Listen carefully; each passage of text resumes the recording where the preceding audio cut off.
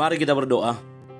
Bapa Sorgawi, Bapa yang kami sembah dalam nama anak-Mu Tuhan Yesus, sungguh kami sangat bersyukur, berterima kasih kepadamu Bapa untuk segala kasih kebaikan kemurahan Tuhan yang masih Tuhan nyatakan kepada kami sampai dengan pagi hari ini, di mana kami boleh tidur dengan tenang, bangun dengan selamat pada pagi hari ini tanpa kekurangan suatu apapun. Itu semua karena kebaikan kemurahan Tuhan. Sebelum kami memulai aktivitas kami, izinkan kami untuk bersekutu dengan Tuhan, berdoa, memuji muliakan nama Tuhan, dan mendengarkan kebenaran firman Tuhan melalui channel YouTube ini. Berbicara bagi kami Tuhan, nyatakan kuasa-Mu, nyatakan isi hati-Mu, karena kami telah siap untuk mendengarkan kebenaran firman Tuhan. Dalam nama Yesus kami berdoa, amin.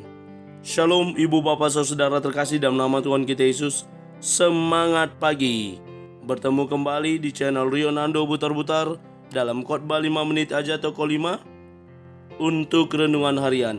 Renungan pada hari ini saya ambil dari kitab Roma pasal yang kedua ayat yang ke-16. Demikian kesaksian firman Tuhan. Hal itu akan nampak pada hari bila mana Allah sesuai dengan Injil yang kuberitakan akan menghakimi segala sesuatu yang tersembunyi dalam hati manusia oleh Kristus Yesus. Allah akan menghakimi segala sesuatu.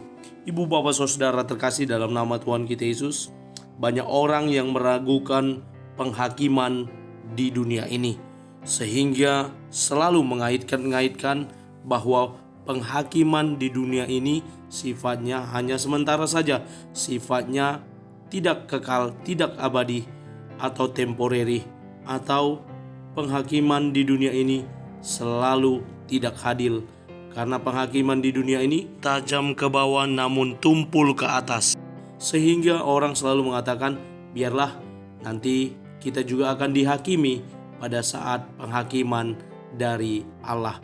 Ibu bapak saudara terkasih, dalam nats ini kita melihat bahwa Rasul Paulus menjelaskan kepada jemaat yang ada di Roma ketika dia memulai dengan salam, lalu keinginannya untuk datang ke Roma, dan dia juga menguatkan bahwa Injil itu kekuatan Allah, sehingga baik Yahudi, baik Yunani, baik bangsa-bangsa lain mempunyai keyakinan yang kokoh di dalam Injil. Lalu selanjutnya dia menyampaikan bagaimana hukuman Allah atas kefasikan dan kelaliman manusia, dan dilanjutkan dengan hukuman Allah atas semua orang, bahwa kelak manusia akan dihakimi oleh Allah. Memang di dunia ini, selama di dunia yang masih berlangsung ini, kita sebagai manusia acap kali, sering kali juga menjadi hakim bagi sesama kita. Tetapi penghakiman kita itu hanya temporary dan sementara saja. Kelak nantinya kita semua akan menerima penghakiman daripada Tuhan. Sebagaimana dalam nats renungan pada hari ini dikatakan oleh Rasul Paulus, hal itu akan nampak pada hari. Ada waktu yang telah disusun, ada waktu yang telah ditentukan oleh Allah, bahwa pada hari di mana, bila mana Allah sesuai dengan Injil yang kuberitakan, sebagaimana Rasul Paulus menginjili kepada jemaat-jemaat, termasuk juga jemaat di Roma ini, bahwa Injil yang diberitakannya itu salah satunya adalah terkait penghakiman dari Allah. Salah satunya adalah kedatangan Kristus kedua kalinya yang akan menghakimi dunia ini, di mana Allah akan menghakimi segala sesuatu yang tersembunyi dalam hati manusia. Tidak ada yang tersembunyi di hadapan Allah, meskipun sesama kita manusia, kita dapat menyembunyikan apa yang ada dalam hati kita. Tetapi di dalam dan di hadapan Allah tidak ada yang tersembunyi, sebab semuanya nyata oleh Kristus Yesus. Ibu bapak saudara terkasih, seperti biasa saya membuat kata-kata motivasi dan juga mengutip beberapa kata-kata motivasi. Hari ini hanya satu saya kutip saja, yakni dari Gunawan M, seorang sastrawan. Pada akhirnya kita akan tahu bahwa kita bukan hakim yang terakhir. Lalu saya buat kata-kata demikian: hakim akhir adalah Tuhan yang Maha Kuasa, yang tahu segala sesuatu yang kita kerjakan.